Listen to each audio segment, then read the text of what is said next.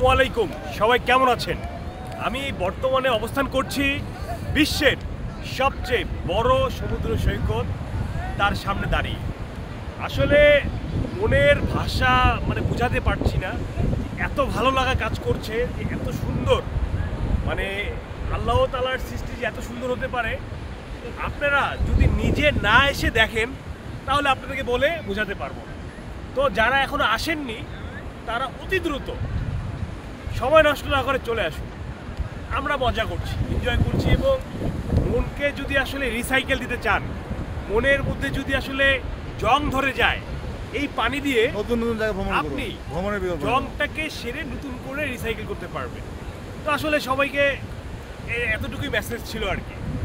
আমরা মোটামুটি ভালো আছি, ভালো লাগছে, বাতাসটা একটু স্নিগ্ধ বাতাস, কারণ আমরা যারা শহরে থাকি সব সময় ময়লা আবর্জনা এবং দূষিত